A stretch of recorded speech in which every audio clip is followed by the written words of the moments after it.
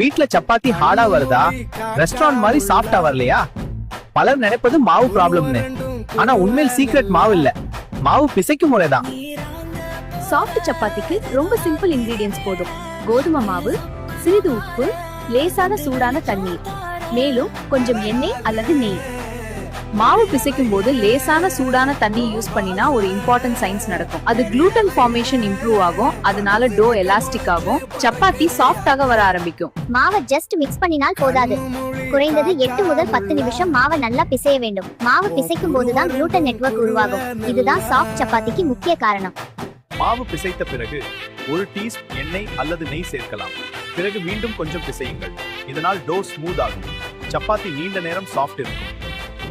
இப்போ மாவை கவர் பண்ணி 20 முதல் 30 நிமிஷம் ஓய்வா வைக்கணும். இந்த ஸ்டெப் ரொம்ப முக்கியம். இந்த நேரத்துல குளூட்டன் ரிலாக்ஸ் ஆகும், அதனால மாவு ஈஸியா ரோல் ஆகும். இப்போ மாவை ஸ்மால் பால்ஸா டிவைட் பண்ணி ஈவனா உருட்ட வேண்டும். தட்டை மீடியம் ஹீட்ல இருக்கணும். சப்பாத்தியை லேசா அழுத்தினா அதுக்குள் ஸ்டீம் உருவாகி சப்பாத்தி பஃப் ஆகும். ஹோட்டல் ஸ்டைல் சப்பாத்தி சாஃப்ட் இருக்க காரணம் சிலர் மாவு பிசைக்கும் போது சிறிது மில்க் சேர்ப்பாங்க அல்லது கொஞ்சம் ஆயில், லேசான சூடான தண்ணி யூஸ் பண்ணுவாங்க.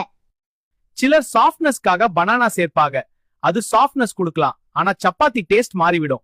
எக் சேர்த்தால் அது சப்பாத்தி இல்ல, பரோட்டா ஸ்டைல் டோ ஆகிவிடும். சாஃப்ட் சப்பாத்திக்கு 3 விஷயம் தான் முக்கியம். மாவை சரியா பிசைச்சல், சரியான அளவு தண்ணீர், போதுமான ஓய்வு நேரம். இந்த 3 சரியா இருந்தா சப்பாத்தி நேச்சுரலி சாஃப்டா வரும்.